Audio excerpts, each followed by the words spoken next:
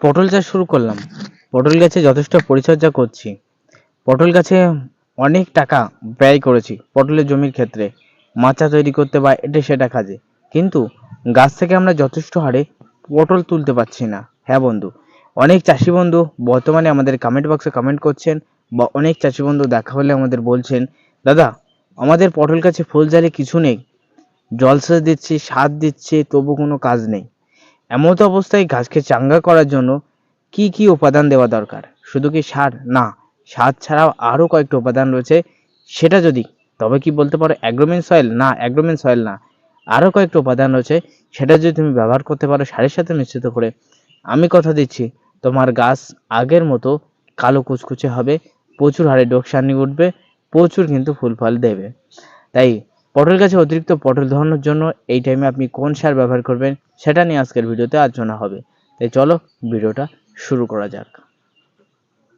এইরকম পটল ধরতে চাইলে অবশ্যই আমার কথাগুলি একবার শুনে যাবেন। হ্যাঁ বন্ধু, এবং ভিডিওতে একটা লাইক দিয়ে যাবেন। আমাদের জমিগুলিতে যেরকম পটল হয়েছে তার কয়েকটা ছবি আপনাদের দেখাই, তাহলে তোমরা বুঝতে পারবে। ছবিগুলি দেখে তোমাদের কিন্তু আত্মা ভরে গেল, কারণ এত সুন্দর পটল এর আগে তোমরা কিন্তু কখনোই দেখোনি। আর দেখো গাছগুলিতেও কিন্তু আমাদের জালি এসছে। এমত অবস্থায় এই গাছের অনেকে বলছো, দাদা আমাদের গাছ হলুদ হয়ে যাচ্ছে, গাছে ফুল নেই, ফল নেই। আমাদের এই গাছগুলিতে রোগ সামনে তুলে এখানে ফুল ফল আনতে আমরা পেরেছি। দেখো আমাদের ছোট ছোট পটল চলে এসছে গাছগুলিতে, তাই এখানে যথেষ্ট হারে আমরা খাদ্য প্রয়োগ করেছি। শুধু সার দিলেই হয় না, আমরা ভাবি জমিতে প্রধান উপকরণ হিসেবে শুধু রাসায়নিক সারই বেস্ট। না বন্ধু, শুধু রাসায়নিক সার দিলেই হবে না। আমরা চাষের কয়েকটা ধাপ শিখে নিয়েছি চাষিরা। যেমন ধাপ হিসেবে আমরা শিখে নিয়েছি যে জমিতে যদি ঘাস হয় সেগুলোকে নিড়িয়ে ছাপ করে দেবো। 2 নম্বরে কী করব, জমিতে জলসেচ দেবো। আর 3 নম্বরে কী করব, গাছের গোড়ায় গোড়ায় রাসায়নিক সার দেবো। যত বেশি রাসায়নিক সার দেবো তত বেশি পরিমাণে ফল ফুল পাবো, তত বেশি পরিমাণে পটল পাবো। এটা কিন্তু সম্পূর্ণ ভুল ধারণা বন্ধু। আপনি যত বেশি পরিমাণে রাসায়নিক সার দেবেন তত আপনার পটল গাছকে ক্ষতির সম্মুখীন করে দিচ্ছেন। যেমন পটল গাছের গোড়ায় আলু আলু বা গিটগিট সৃষ্টি হওয়া, তার পরবর্তী গাছগুলি তুলসী লাগা, তার পরবর্তী গাছে নিমাটনের সমস্যা, নানান রকম সমস্যার কিন্তু সৃষ্টি হবে। তাই আপনি পটলের জমি ভেবেচিন্তে সার দেবেন, অল্প পরিমাণে দেবেন। রাসায়নিক সার যেমন দেবেন, জৈব সারও তেমন দেবেন, মাটিকে বাঁচাতে। তা না হলে গাছের আপনার ব্যবহারে ক্ষতি হবে। যেমন রাসায়নিক সার আপনি যখন গাছের গোড়ায় প্রয়োগ করেন, গাছ যদি ছোট অবস্থায় থাকে, আপনি দেখতে পাচ্ছেন গাছের যদি একটা দানাও গোড়ায় চলে যায়, সেই গোড়া কিন্তু পচে যায়। তাহলে সেটা রাসায়নিক জিনিস, বুঝতে হবে মাটিরও কিন্তু ক্ষতি হয়। তাই অবশ্যই আমাদের এই টাইমে হালকা পরিমাণে আমাদের উত্তর চব্বিশ পরগনা জেলাভিত্তিক বৃষ্টি হয়ে গেছে। বৃষ্টি হওয়ার পর এখনও কিন্তু বৃষ্টি হওয়ার কিন্তু এখানে সম্ভাবনা আছে।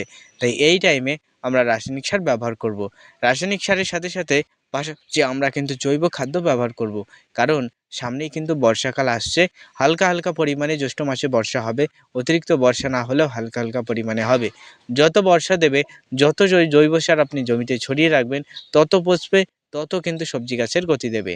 তাই একটা জিনিস খেয়াল করবেন, আষাঢ় শ্রাবণ মাসের আগে আপনি আপনার জমিতে পর্যাপ্ত পরিমাণে গোবর সার, ছাগলের নাদি এবং সেই সঙ্গে সঙ্গে পোলট্রির সার, এছাড়াও সরিষার খোল আপনারা ব্যবহার করবেন।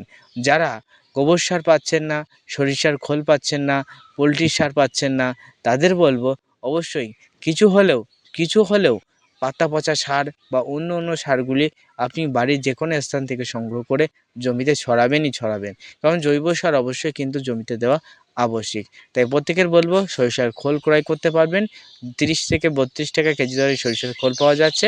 আপনার 10 কাঠা জমির জন্য প্রায় আমি বলবো 20 কেজি পরিমাণে খোল অবশ্যই গাছের গোড়া থেকে অনেকটা দুধ দিয়ে দেবেন। সরিষার খোলের কিন্তু এক অ্যাকশন বা ঝাঁজ আছে। আর অবশ্যই যা আপনারা কিন্তু একেবারে ঘান থেকে সদ্য খোল কুড়াই করে নিয়ে এসে, তা ঘান থেকে আজকে ভাঙালো সেই খোল কুড়াই করে নিয়ে আসলেন, গুঁড়ো করলেন হামানদিস্তা দিয়ে, বা আপনি ঘান থেকেই গুঁড়ো করলেন, নিয়ে এসে পরের দিনই জমিতে ছড়াবেন না। ওর অ্যাকশানে কিন্তু গাছের উপর ক্ষতি হবে। মিনিমাম ওই খোলটাকে 10 দিন বাড়িতে রেখে দেবেন, খোলা স্থানে রেখে দেবেন। তার পরবর্তী আপনি দেখতে পাবেন খোলা স্থানে রেখে দিলে ধীরে ধীরে ওর একটা যে ক্ষমতা, মানে ঝাঁজের একটা ক্ষমতা, ওটা চলে যাবে। তার পরবর্তী আপনি জমিতে ছড়িয়ে দেবেন গাছের গোড়া থেকে অনেকটা দুধ দিয়ে। আর এই সরিষার খোল এবং যে খাদ্য উপাদানগুলি দেবেন, বর্ষায় গাছ টুকটুক করে খাবে, সেটা মাটির উপরে ছড়াবেন না। উপরে ছড়ালে ধুয়ে যাবে, বর্ষা পড়লে ধুয়ে যাবে। নষ্ট হয়ে যাবে।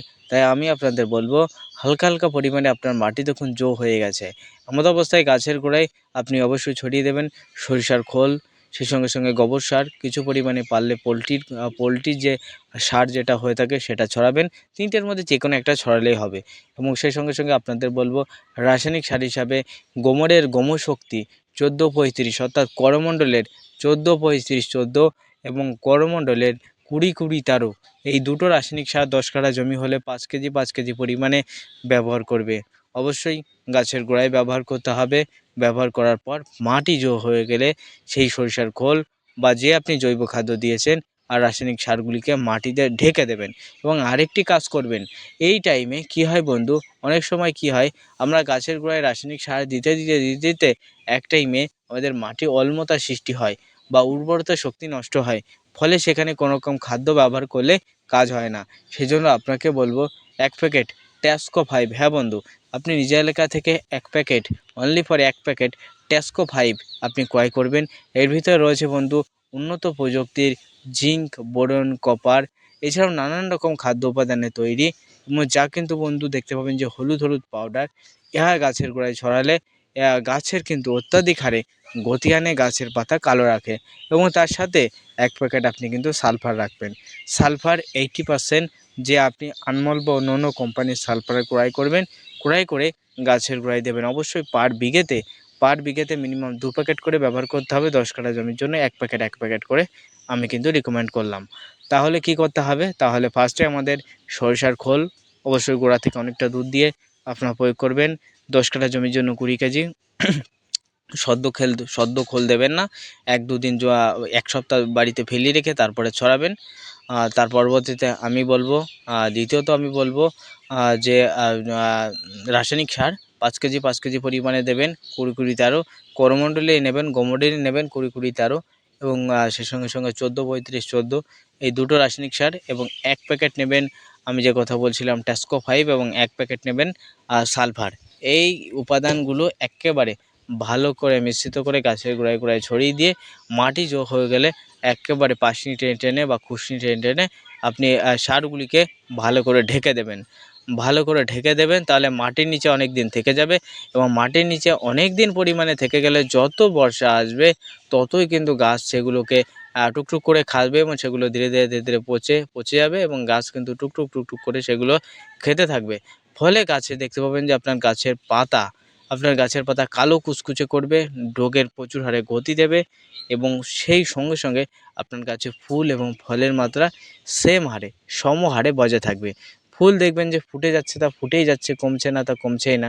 আর অবশ্যই একটা জিনিস খেয়াল রাখবেন, যখন অতিরিক্ত হারে পটল গাছে ফুল ফুটবে তখন সপ্তাহে 2 দিন পটল তুলবেন। হ্যাঁ বন্ধু, যে পটলগুলি পরিপক্ক হয়ে যাবে সেই পটলগুলি তুলবেন।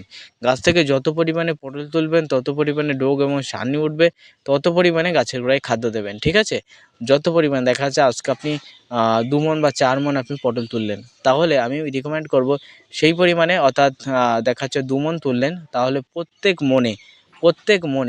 মণে আমি কিন্তু চাষিদের রিকমেন্ড করে থাকি 2.5 থেকে 3 কেজি রাসায়নিক সার।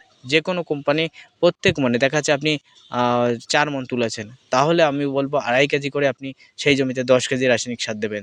10 কাঠা জমি ছাড়া তো আপনি 4 মণ তুলতে পারবেন না, তাহলে 10 কেজি রাসায়নিক সার দেবেন। দুটো মিশ্রিত করে দেবেন, 20-20-13 এবং সেই সঙ্গে সঙ্গে 14-35-14 দুটো একসাথে মিশ্রিত করে দিলেন, কারণ 20-20-13 ভিতরে অ্যামোনিয়া ফসফেট আছে যা কিন্তু পটল গাছের দরকার। পটল ফাঁপিয়ে তুলতে সাহায্য করবে। ঠিক আছে, আর 14-35-14 ভিতরে ইউরিয়া, ফসফেট, পটাশ আছে, যাও কিন্তু গাছের ব্যাপক হারে কাজ করে। অতিরিক্ত ফসফেট যা গাছের গতি দেবে এবং ফুল ফল আনতে ব্যাপক হারে সাহায্য করবে। ঠিক আছে, পটাশযুক্ত সার একটু হলেও দিতে হবে, শুধু 20-20-13 অনলি ফর দিলে হবে না। এবং তার সঙ্গে সঙ্গে কোনো সপ্তাহে আপনি সরিষার খোল নিয়ে আসলেন, গাছের গোড়ায় ছড়িয়ে দিলেন। কোনো সপ্তাহে আপনি কিন্তু কী করলেন, যে কিছু পরিমাণে, অর্থাৎ পরের সপ্তাহে যখন আবার পটল তুললেন তখন আবার কিছু রাসায়নিক সার দিলেন, পটাশযুক্ত সার 10-26, তার সাথে সাথে হালকা পরিমাণে ডিএপি গাছের গোড়ায় ছড়ালেন এবং তার সঙ্গে সঙ্গে 1 প্যাকেট নিলেন সালফার, কোনো সপ্তাহে নিলেন 1 প্যাকেট জিঙ্ক সালফেট। এইভাবে কিন্তু ঘুরিয়ে আপনি কিন্তু যখনই মাল তুলবেন তখনই হালকা পরিমাণে দিয়ে যাবেন, জৈব সার এবং রাসায়নিক সারের মিশ্রণ করে দিয়ে যাবেন। ঠিক আছে, দেখতে পাবেন আপনার গাছগুলি কী হারে ফল ফুল দেবে। তাই এমত অবস্থায় কোন কোন খাদ্যগুলি দেবেন সেটা নিয়ে কিন্তু আলোচনা করে দিলাম। এমত অবস্থায় কী কী খাদ্য দিতে হবে সেটা নিয়ে আলোচনা করলাম। তাই ভিডিও ভালো লাগলে প্রত্যেকে লাইক করে দেবেন, চ্যানেলে নতুন হলে সাবস্ক্রাইব করবেন এবং ভিডিওটা শেয়ার করে অন্য অন্য চাষির দেখার সুযোগ করে দেবেন। আজকের ভিডিও এখানে শেষ করছি। প্রত্যেকে ভালো থাকবেন, সুস্থ থাকবেন।